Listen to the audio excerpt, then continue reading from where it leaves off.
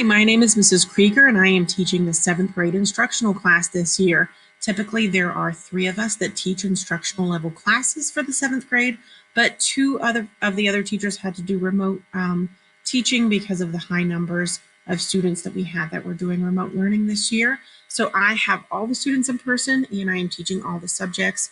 I just wanted to say a quick hi where you could see me on the screen before I go to the full screen mode for the PowerPoint, and we go through all of the information you might be curious about. Anytime you have any questions or concerns about anything, feel free to email or call me. My email is kregerre@qps.org, and the phone number to the school, my extension is 1338. Typically, it's better if you email me because I am able to answer that a little more quickly. I'm limited on times that I can call on the phone because I have students with me all day, and then after school would be the only time I would be able to call. I'm going to go ahead and put it on full screen mode so I can go through the different slides.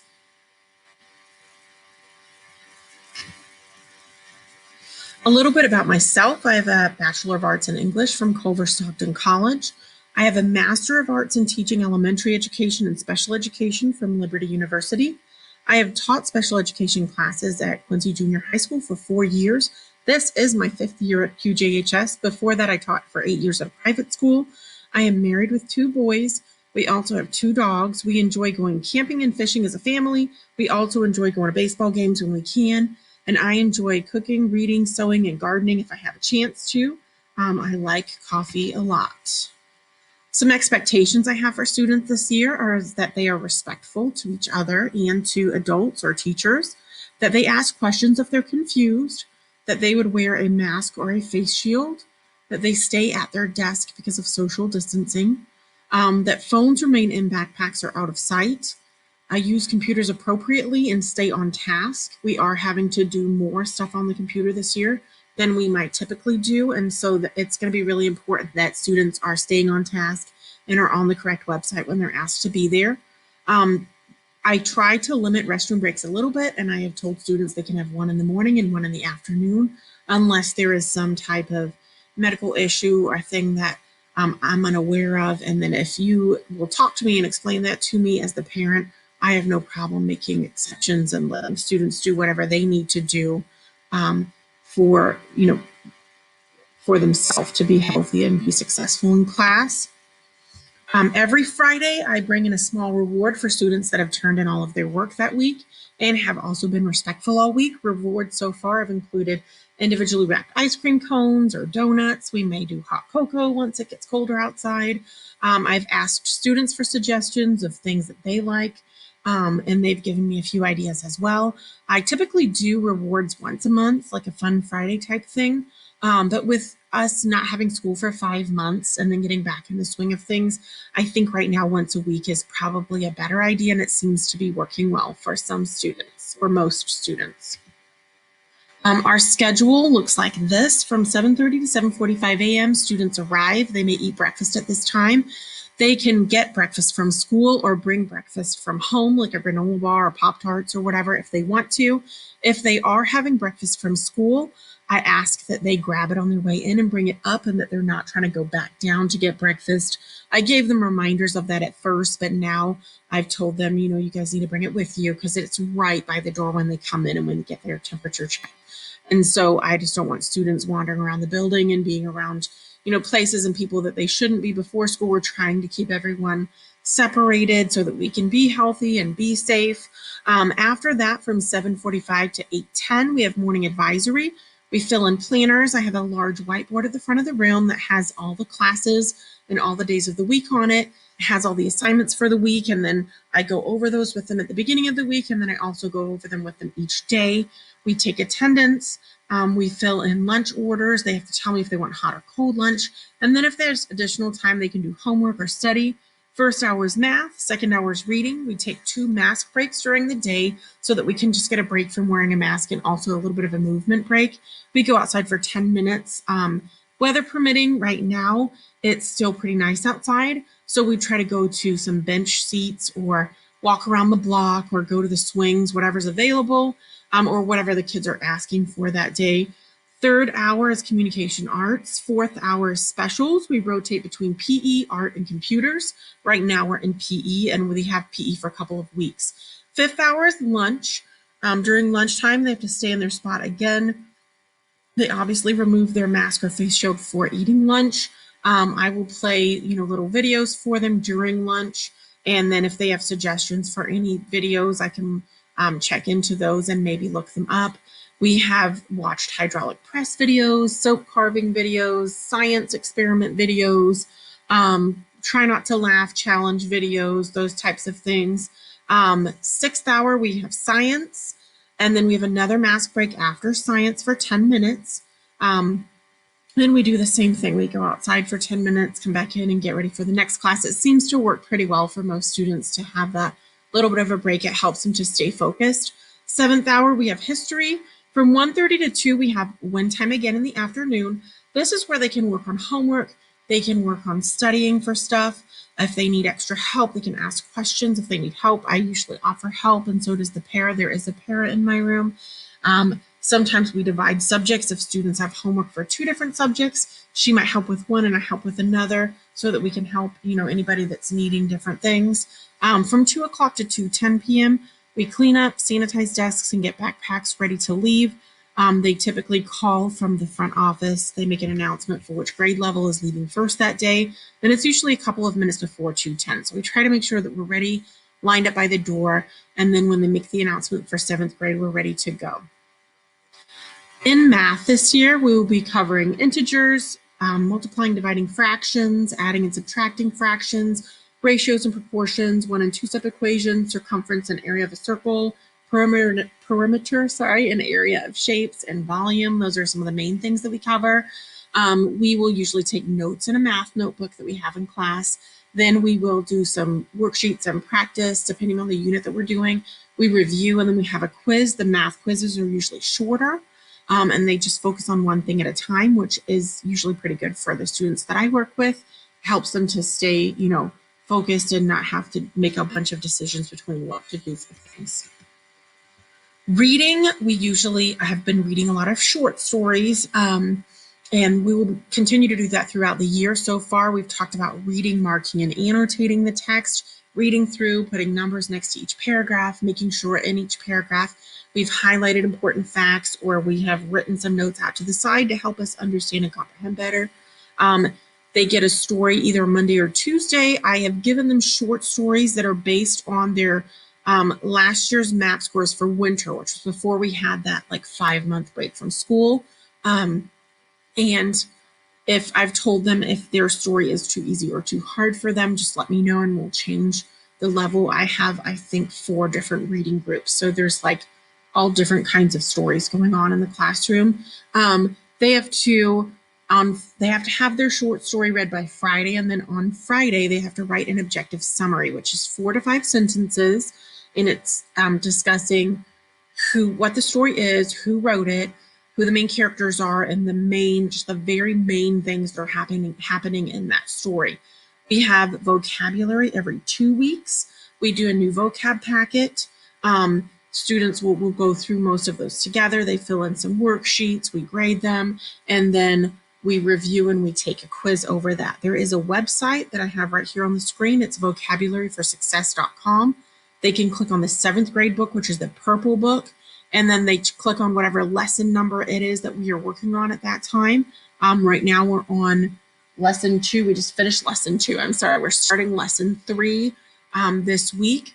And so there's some different activities, flashcards, and different things that they can find on that website that some of them like. And there's little videos for each word, and students their age acting out what each word, what the word means. They also make flashcards. We make flashcards usually when we start to fill in the packet for vocab for the new unit, and they can bring those home. They should be bringing those home to study them, so that half the quiz is just knowing the words and definitions. There's other different notes that we'll be taking as well. So if you look on the screen, module 1, we talk about plot, conflict, setting, character analysis, and point of view.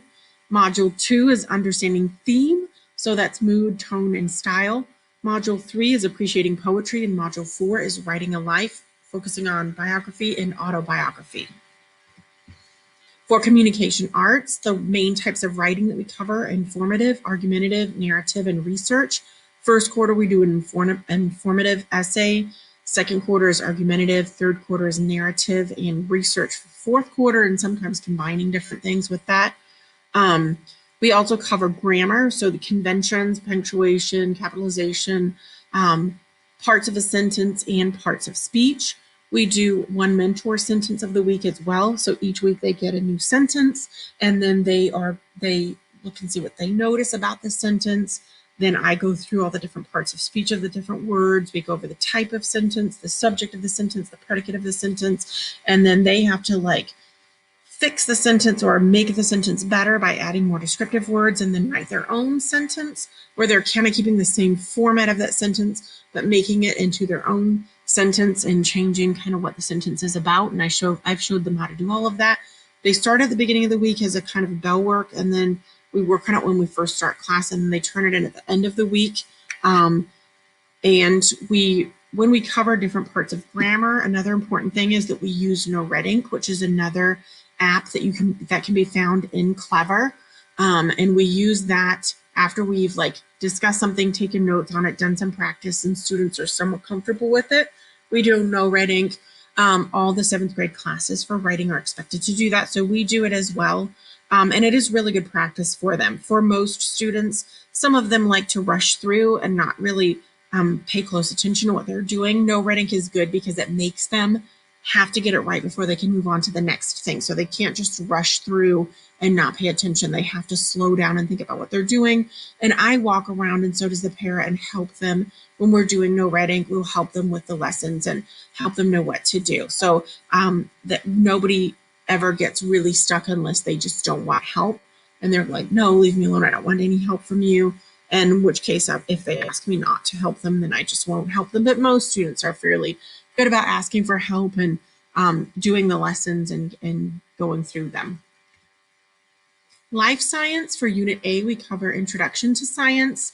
It's a lot of short little quizzes. They're not too hard. We didn't really do any study guides for those too much because we really didn't need to. But once we get into other units, like Unit B, Microlife, that has to do with cells, plants and animal cells, different types like bacteria, different things. Unit C is heredity. Unit D, is evolution. Unit E is animal and human body, and Unit F is ecology. With some of those units, we will do a study guide, and they'll bring it home a few days before the test, and I'll try to remind them to make sure that they're studying for that as well. We try to do at least, one hands-on activity type thing.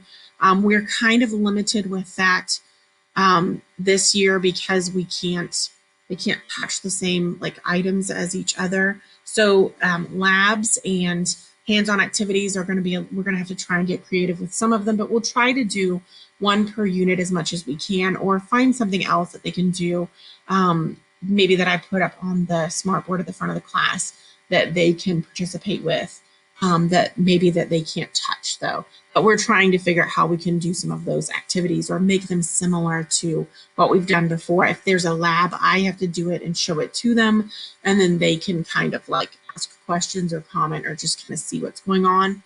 For history, this year they're moving to a concept-based curriculum map. It was before, it's U.S. history, and it starts at the beginning of U.S. history and goes all the way to the Civil War.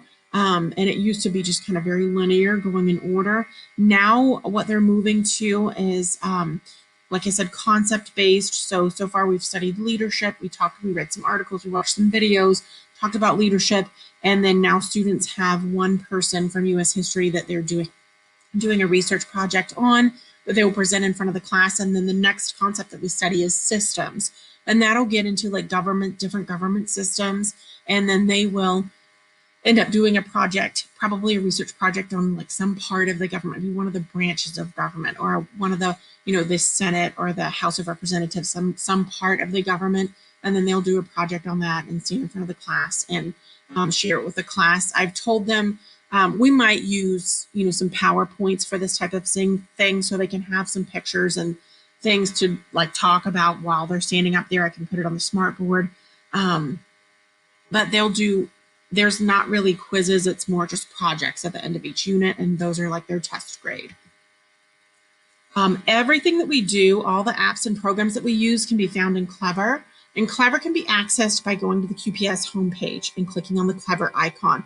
This is a picture of it right here. This is the QPS homepage. Put a red circle around the Clever icon with a big red arrow pointing to it. You will notice, though, that there are two other little Clever icons above that. If you tried it, sometimes the kids will try to go to like Clever, the website, or they'll try to click on the wrong icon. It has to be the one that is on the QPS homepage website. Once you click on the Clever icon, you're taken to the login page, and then the username is your student ID number with @my.qps.org at the end of it. For example, it might look like this. Obviously, 12345 is not a real student login, but it's the number at my.qps.org with no spaces in between it. Students ask me that a lot. There are no spaces. The password is whatever password that they use to log into their computers at school. I have them write their password in the front of their planners when we are first starting to work on computers the first couple of weeks of school, because a lot of them will forget what they are at first. So if you are wondering what their password is, it should be written in the front of their planner on one of those pages so that they do not forget it. And then once you get to the Clever homepage, it looks like this. What I have circled on here is Microsoft Teams. It is an application that we're going to be using a lot this year. It's in the event that we go to remote learning. Microsoft Teams, you can put lots of documents in there and have students work on them. There's one team for each class, and you can also conduct meetings and do things like that as well. It's just so that everything is in one place, and it's a little easier for students to manage, because sometimes when they're at home, they kind of forget the stuff that they learned when they're at school. And so if everything is a little more simplified and there's less clicking to different things, it might make it easier for them and for parents to understand as well. Once you get into Teams, this is what it looks like. This is different teams, and each of those teams, the boxes with that are different colors, those are different classes. And there's a different team for each class. So you'll notice on the screen there's communication arts with some letters and numbers after it, life science, 7th grade math, advisory, ELA reading, and US history. Those are all the different classes that I teach. I can go in there and create assignments for students. If students are wanting to know assignments, they can either click on the different class and it will say in the newsfeed kind of what the assignments are and when they're due, or they can click on the assignments tab that's on the left-hand column.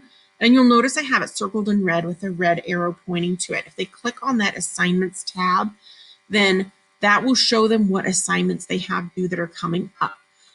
Some of mine, I'm going to go in and clean up. When we first started this year, because I was switched to doing all the classes kind of 2 days before school started, they didn't have all my teams set up originally. And so I have, I just had communication arts and science, which is what I typically teach. And so then it was kind of it took a little bit of time and emailing to get the rest of my teams set up as well. And communication arts has like more stuff in it than the others, because I was just using that at first to show students how to do things. But we will now use all of them because all of the teams are set up correctly. In each team, so this is a screenshot of communication arts. I have uploaded a Bitmoji classroom that's an interactive PowerPoint that students can click on to see assignments. If you look along the top, you can click on it. It's loaded as a website, and it says Mrs. Kreger's weekly, I think assignments or something. I can't remember what I called it, but it's something similar to that, and it's in every single class. Every single class has the same PowerPoint. It is automatically updated each week. I either update it Sunday night, Sunday afternoon, Monday morning, something like that. It technically has to be updated by 4 o'clock on Monday is the rule that the school has. So if you look at it, each one of those classes, it says click on the class name below to see assignments for that class. If you click on math, reading, communication arts, science, or history, it takes you to a page that says what we're doing in that class each day that week. And then there's another thing where you can click on, go back to the main page. There's also a tab for contact information. It says contact info, click here. That has my email and the school phone number and extension. If you need to get a hold of me, those are the best ways to get a hold of me. As I mentioned earlier, email is the best way because I'm able to answer that a little more easily. Grades and retakes. I usually enter grades on the weekend and at least once during the week. You can check their grades in Skyward. If there's any type of issue with the student work, then I usually put a comment to explain. For example, I may write the student turned in a worksheet that was only half completed, or they didn't turn it in, or they were absent, they need to get this made up. And then if they're doing a retake, normally after a quiz, I'll put in there, they're going to take a retake, next week or whatever it is. And I try to put the dates in as well. The grades are weighted 40% for homework and class assignments, and 60% of their grade is for tests, quizzes, and projects. Students get 2 retakes per subject per quarter, but they must show effort in order to have a retake. This means like complete the study guide and the work before the quiz or the test.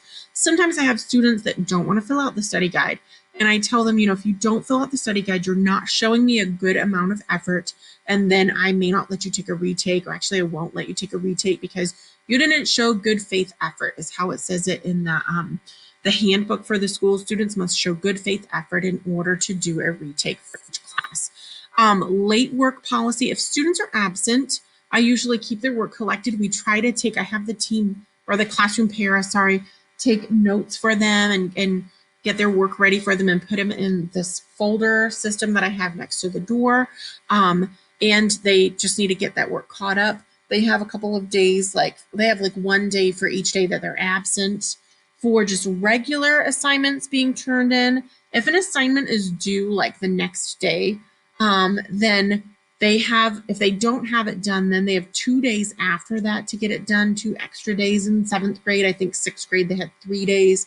7th grade, they have 2 days after that. And if they don't get it completed within that 2 days and they try to turn it into me 2 weeks later, and there's no good reason why it's 2 weeks late, that would be a 0. So I did have some students already kind of not really pay attention to that rule, even though we talked about it very specifically the first, several days of school, the first few weeks of school. I did have a couple of students try to turn in a worksheet 2 or 3 weeks late. And I was like, no, that's way too late. So let's not, make that mistake again. I know we're all getting back into the swing of things, but I just want to be very clear with them so that they understand kind of what the expectations are. And that is all that I have for you. I appreciate you logging in and watching this video, and I hope you have a great day. Thanks.